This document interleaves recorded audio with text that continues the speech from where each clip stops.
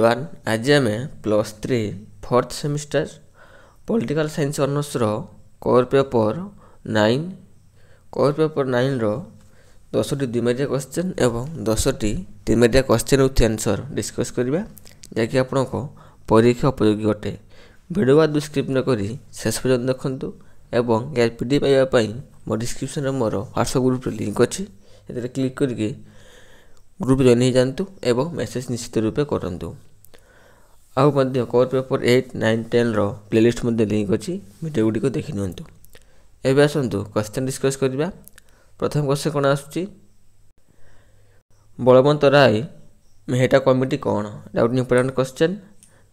हूँ 1956 मसीह भारत सरकार ग्रामांचल स्वायत्त शासन व्यवस्था कार्यकारी करने बलवंत राय मेहटा कमिटी गठन करते।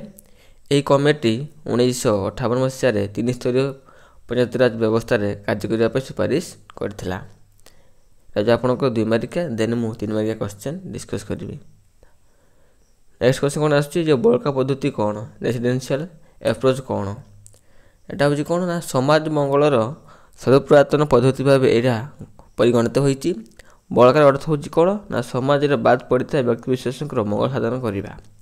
समाज में अदरकारी व्यक्ति विशेष यथा वृद्ध असहाय बेकार अनाथ शिशु व्याधिग्रस्त निर्भरशीलता और दिव्यांग मानक मंगल साधन द्वारा सामाजिक न्याय प्रतिष्ठा होता है। यह समाज मंगलर बड़का पद्धति कहुए। बहुत सिंपल वर्ड रे डिस्क्राइब होती बुझापी कौन असुविधा हेनी।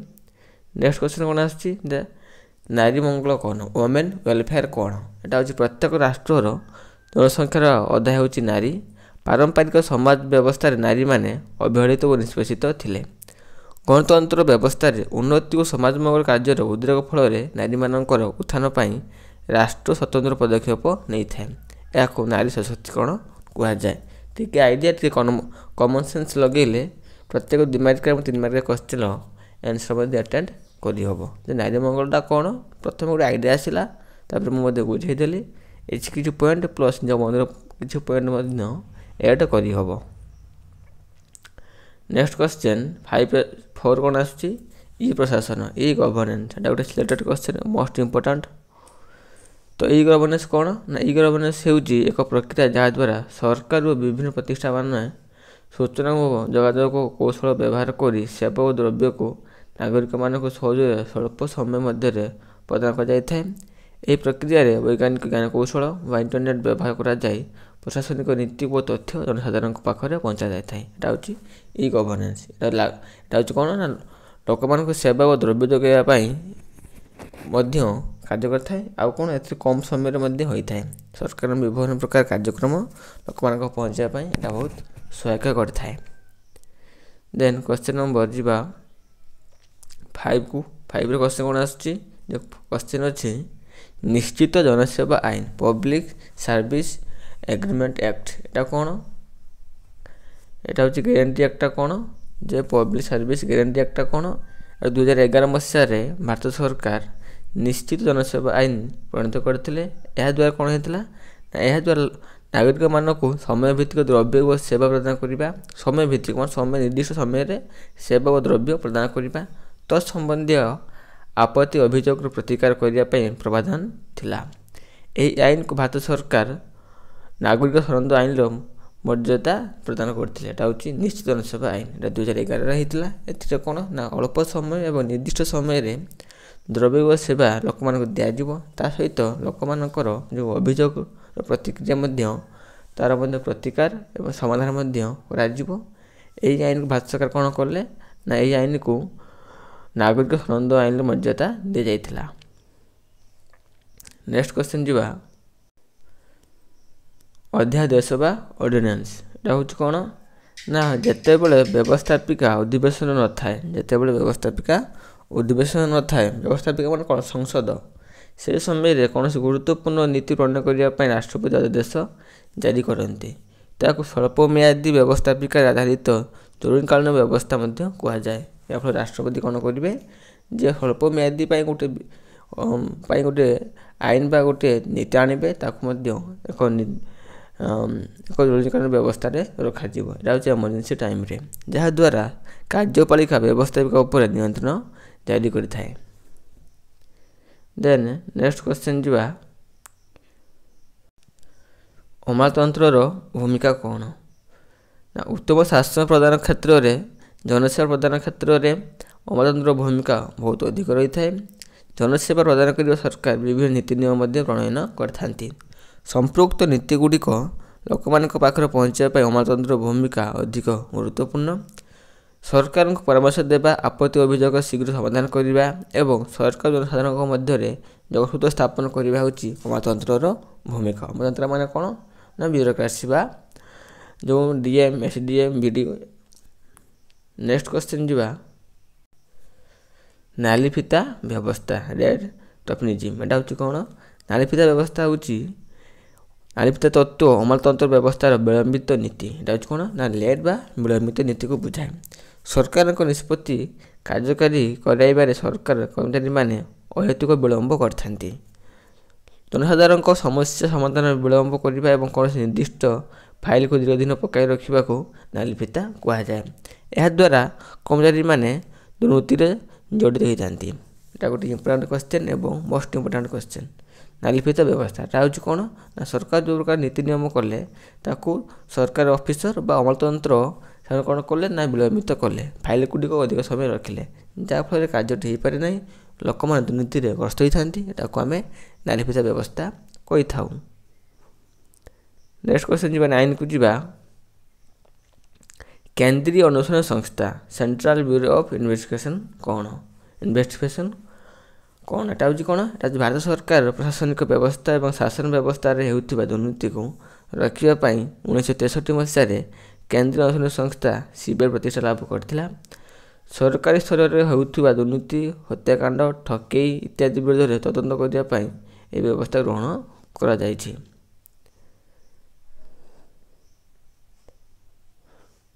ତ ନେକ୍ସଟ କ୍ୱେଶ୍ଚନ୍ କ'ଣ ଆସୁଛି? ନେକ୍ସଟ କ୍ୱେଶ୍ଚନ୍ ଆସୁଛି, ବ୍ରଡବ୍ୟାଣ୍ଡ ସେବା କ'ଣ?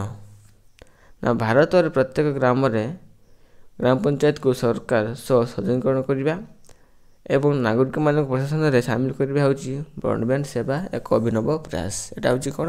ନା ଭାରତରେ ପ୍ରତ୍ୟେକ ଗ୍ରାମ ପଞ୍ଚାୟତକୁ ସରକାର ସହ ସହଜୀକରଣ କରିବା, ମାନେ ଯୋଡ଼ିବା ଏବଂ ନାଗରିକମାନଙ୍କୁ ପ୍ରଶାସନରେ ସାମିଲ କରିବା ହେଉଛି ବ୍ରଡବ୍ୟାଣ୍ଡ ପ୍ରୟାସ। ଏହାଦ୍ୱାରା ପାଖାପାଖି 2,10,000 ପଞ୍ଚାୟତକୁ ଇଣ୍ଟରନେଟ୍ ସେବା ପ୍ରଦାନ କରିବା ପୂର୍ବକ ସରକାର କାର୍ଯ୍ୟକ୍ରମ ସମ୍ବନ୍ଧରେ ତଥ୍ୟ ସହଜରେ ଉପଲବ୍ଧ କରିବା ପାଇଁ ବ୍ୟବସ୍ଥା ରହିଛି। ଏହା ଥିଲା ଆପଣଙ୍କର 10ଟି ଦିମାରିକା କ୍ୱେଶ୍ଚନ୍।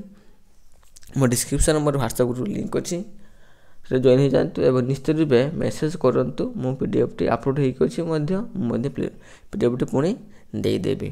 ଓକେ, ଜଏନ୍ ହୋଇଯାଆନ୍ତୁ ସମସ୍ତେ। ଏବେ 3 ମାରିକା କ୍ୱେଶ୍ଚନ୍କୁ ଯିବା। ପ୍ରଥମ କ'ଣ ଆସୁଛି? ଇମ୍ପୋର୍ଟାଣ୍ଟ କ୍ୱେଶ୍ଚନ୍, ସ୍ମାର୍ଟ ଶାସନ କ'ଣ? ଏଇଟା ମଧ୍ୟ ଲଙ୍ଗ୍ କ୍ୱେଶ୍ଚନ୍ ହୋଇପାରିବ, 2 ମାରିକା କ୍ୱେଶ୍ଚନ୍ ବି ହୋଇପାରିବ। 3 ମାରିକା କ୍ୱେଶ୍ଚନ୍ ଏଟା ମୁଁ ଡିସ୍କସ୍ କରିଛି। ସ୍ମାର୍ଟ ହେଉଛି ସିମ୍ପଲ୍, ମୋରାଲ, ଆକାଉଣ୍ଟେବୁଲ୍, ରେସ୍ପନ୍ସିବିଲିଟି ଏବଂ ଟ୍ରାନ୍ସପାରେନ୍ସି। ଏସ୍ରେ କ'ଣ ଅଛି? ନା ସିମ୍ପଲ୍ ବା ସରଳ। ଏଥିରେ କ'ଣ ଅଛି? ଏଇଟା ସ୍କ୍ରିନଶଟ୍ ନେଇନିଅ ପିଲାମାନେ କିମ୍ବା ନୋଟ୍ କରିନିଅ। ଏଇଟା ହେଉଛି ଇମ୍ପୋର୍ଟାଣ୍ଟ, ସ୍କ୍ରିନଶଟ୍ଟା ନେଇନିଅ, ମୁଁ ଉଠାଇ ଦେଉଛି। ସ୍ମାର୍ଟ ଶାସନ, ସିମ୍ପଲ୍ ହେଉଛି କ'ଣ? ସରଳ। ଶାସନ ପ୍ରକ୍ରିୟାରେ ସହର ଓ ସହଜ ହେବା, ଯାହାକୁ ଜନସାଧାରଣ ସହଜରେ ବୁଝିପାରିବେ। ଶାସନଟି କେମିତି ହେବ? ସରଳ ହେବ ଓ ସହଜ ହେବ, ଯାହାଫଳରେ ଲୋକମାନେ ସହଜରେ ବୁଝିପାରିବେ। ଏଟା ହେଉଛି ଏସ୍ର ମିନିଂ। ଏମ୍ର ମିନିଂ କ'ଣ? ନା ମୋରାଲ ବା ନୈତିକ। ଶାସନର ନୀତି ଓ ନିଷ୍ପତ୍ତି ନୈତିକ ମୂଲ୍ୟବୋଧ ଯୁକ୍ତ ହେବା ଉଚିତ। ଏଇରେ କ'ଣ ଅଛି? ନା ଆକାଉଣ୍ଟେବୁଲ୍ ବା ଉତ୍ତରଦାୟୀ। ସରକାର ଓ ଶାସନ ଜନସାଧାରଣଙ୍କ ପାଖରେ ଉତ୍ତରଦାୟୀ ରହିବା ଆବଶ୍ୟକ। ଦେନ୍ କ'ଣ? ନା ରେସ୍ପନ୍ସିବିଲିଟି ବା ଦାୟିତ୍ୱବାନ। ସରକାର ଓ ଜନସାଧାରଣ ମଧ୍ୟରେ ନିରନ୍ତର ସମ୍ପର୍କ ସ୍ଥାପିତ ହେବା ଫଳରେ ଉଭୟ ଶାସନ ଓ ନାଗରିକମାନଙ୍କର ଦାୟିତ୍ୱବୋଧ ବୃଦ୍ଧି ହୋଇଥାଏ। ଟିରେ କ'ଣ ଆସୁଛି? ଟିରେ ଆସୁଛି ଟ୍ରାନ୍ସପାରେନ୍ସି ବା ସ୍ୱଚ୍ଛତା। ଏଥିରେ କ'ଣ ଅଛି? ନା ସରକାରୀ ସୂଚନା ଓ ତଥ୍ୟ ଗୋପନୀୟତା ନ ରହି ମୁକ୍ତ ହେବା ଆବଶ୍ୟକ, ଫଳରେ ପ୍ରଶାସନ ଦୁର୍ନୀତିମୁକ୍ତ ହୋଇ ସ୍ୱଚ୍ଛ ଶାସନରେ ପରିଣତ ହେବ। ଏଇଟା ଅଛି ସ୍ମାର୍ଟ ଶାସନର ତା ପ୍ରତ୍ୟେକ ୱାର୍ଡ଼ର ମିନିଂ। ଦେନ୍ ନେକ୍ସଟ କ୍ୱେଶ୍ଚନ୍ ଯିବା, ଡିଜିଟାଲ ଇଣ୍ଡିଆ କାର୍ଯ୍ୟକ୍ରମ କ'ଣ? ଡିଜିଟାଲ ଇଣ୍ଡିଆ ପ୍ରୋଗ୍ରାମ କ'ଣ? 2014 ଅଗଷ୍ଟ 20 ତାରିଖରେ ଭାରତ ସରକାର ଡିଜିଟାଲ ଇଣ୍ଡିଆ କାର୍ଯ୍ୟକ୍ରମ ଆରମ୍ଭ କରିଥିଲେ। କେନ୍ଦ୍ର ସରକାର ବିଜ୍ଞାନ ଓ ପ୍ରଯୁକ୍ତି ବିଦ୍ୟା ବିଭାଗର ସଂଯୋଗରେ ଏକ କାର୍ଯ୍ୟକାରୀ ହୋଇଅଛି। ଏହି କାର୍ଯ୍ୟକ୍ରମ ଦ୍ୱାରା ସରକାରୀ ପ୍ରକ୍ରିୟାକୁ ପୂର୍ଣ୍ଣ ମାତ୍ରାରେ କମ୍ପ୍ୟୁଟରୀକରଣ କରାଯାଇ ତଥ୍ୟଭିତ୍ତିକ ଅନଲାଇନ୍ ସେବା ପ୍ରଦାନ କରାଯାଇଛି। ବିଭିନ୍ନ ବିଭାଗ ମଧ୍ୟରେ ସମନ୍ୱୟ ରକ୍ଷା କରି ଜନସାଧାରଣଙ୍କୁ ସରକାର ସେବା ସହଜରେ ପ୍ରଦାନ କରୁଛନ୍ତି। ସିଲିଂ ୱିଣ୍ଡୋ ବ୍ୟବସ୍ଥା ପ୍ରଚଳନ କରାଯାଇଛି। ଦେଶର ସମସ୍ତ ଅଞ୍ଚଳକୁ ଇଣ୍ଟରନେଟ୍ ସେବା ସହିତ ସଂଯୋଗ କରାଯାଇ ଆବଶ୍ୟକ ତଥ୍ୟ ଉପଲବ୍ଧି କରାଯାଇଛି। ଏଇଟା ହେଉଛି ଡିଜିଟାଲ ଇଣ୍ଡିଆ କାର୍ଯ୍ୟକ୍ରମ। 3 କ୍ୱେଶ୍ଚନ୍। ତ ନେକ୍ସଟ କ୍ୱେଶ୍ଚନ୍ ଯିବା ସର୍ବଶିକ୍ଷା ଅଭିଯାନ। ପ୍ରତ୍ୟେକ କ୍ୱେଶ୍ଚନ୍ ଇମ୍ପୋର୍ଟାଣ୍ଟ ଅଛି। ଗୋଟେ ନିଶ୍ଚିତ ରୂପେ ଲାଇକ୍ କରନ୍ତୁ, ଯାହାଫଳରେ ମୋତେ ଇନ୍ସପାୟାର କରିବ ଏବଂ ଗୋଟେ କମେଣ୍ଟ କରନ୍ତୁ। ସର୍ବଶିକ୍ଷା ଅଭିଯାନ କ'ଣ ନା 2002 ବା 2003 ମସିହାରେ ଭାରତ ସରକାର ଶିକ୍ଷା ବ୍ୟବସ୍ଥାରେ ସାର୍ବଜନୀନ ସେବା ଉଦ୍ଦେଶ୍ୟରେ ସର୍ବଶିକ୍ଷା ଅଭିଯାନ ବା SSA ଆରମ୍ଭ କରିଥିଲେ। ପ୍ରାଥମିକ ଶିକ୍ଷାର ସମୟରେ ଉପଯୋଗୀ ଗୁଣାତ୍ମକ ଶିକ୍ଷା ପ୍ରଦାନ କରିବା ଏହି କାର୍ଯ୍ୟକ୍ରମର ମୁଖ୍ୟ ଉଦ୍ଦେଶ୍ୟ ଥିଲା। ସର୍ବଶିକ୍ଷା ଅଭିଯାନ ମୂଳ ଲକ୍ଷ୍ୟ ହେଉଛି କ'ଣ ନା ସମସ୍ତ ଶିକ୍ଷାର୍ଥୀଙ୍କୁ ଶିକ୍ଷାର ପରିବେଶ ଯୋଗାଇ ଦେବା, ଶିକ୍ଷା ଉପକରଣ ଯୋଗାଇ ଦେବା, ବିଦ୍ୟାଳୟ ମରାମତି କରିବା, ରକ୍ଷଣାବେକ୍ଷଣ କରିବା, ଶିକ୍ଷାର ବିକାଶ ପାଇଁ ଆର୍ଥିକ ପ୍ରଦାନ ସହାୟତା କରିବା, ସମସ୍ତ ଶିଶୁକୁ ନାମ ଲେଖିବା ପାଇଁ ପୂର୍ବ ତାଲିମ ସହାୟତା ପ୍ରଦାନ କରିବା ଏବଂ ପ୍ରାଥମିକ ଶିକ୍ଷା ପ୍ରତି ପିଲାମାନଙ୍କୁ ଆକୃଷ୍ଟ କରିବା ପାଇଁ ବିଭିନ୍ନ ଯୋଜନା ମଧ୍ୟ କାର୍ଯ୍ୟକ୍ରମ କରାଯାଇଛି ବା ନୀତି ମଧ୍ୟ ନିର୍ଣ୍ଣୟ କରାଯାଇଛି। ଏଟା ହେଉଛି ସର୍ବଶିକ୍ଷା ଅଭିଯାନ। ନେକ୍ସଟ କ୍ୱେଶ୍ଚନ୍ କ'ଣ ଆସୁଛି, ଜାତୀୟ ସ୍ୱାସ୍ଥ୍ୟ ମିଶନ କ'ଣ? ସ୍ୱାସ୍ଥ୍ୟ ମିଶନଟା ହେଉଛି 2005 ମସିହା ତତ୍କାଳୀନ ଭାରତ ସରକାର ଗ୍ରାମାଞ୍ଚଳରେ ସ୍ୱାସ୍ଥ୍ୟର ବିକାଶ କରିବା ପାଇଁ ଜାତୀୟ ସ୍ୱାସ୍ଥ୍ୟ ମିଶନ ଆରମ୍ଭ କରିଥିଲେ। ସ୍ୱାସ୍ଥ୍ୟ କ୍ଷେତ୍ରରେ ଗ୍ରାମାଞ୍ଚଳ ସର୍ବଦା ଅବହେଳାରେ ଶିକାର ହୋଇଥାନ୍ତି। ବିଭିନ୍ନ ସ୍ୱାସ୍ଥ୍ୟ ସେବା ଯୋଗାଇ ଦେବା, ମାଗଣା ସ୍ୱାସ୍ଥ୍ୟ ସେବା ପ୍ରଦାନ କରିବା, ସ୍ୱାସ୍ଥ୍ୟଗତ ସଚେତନତା ବୃଦ୍ଧି କରିବା କାର୍ଯ୍ୟକ୍ରମ ଗ୍ରହଣ କରିବା ଏହାର ହେଉଛି ମୁଖ୍ୟ ଉଦ୍ଦେଶ୍ୟ। ପ୍ରାଥମିକ ସ୍ତରରେ ଜାତୀୟ ଗ୍ରାମୀଣ ସ୍ୱାସ୍ଥ୍ୟ mission, national rural health mission NRHM 18ଟି ରାଜ୍ୟରେ କାର୍ଯ୍ୟକାରୀ ହୋଇଥିଲା।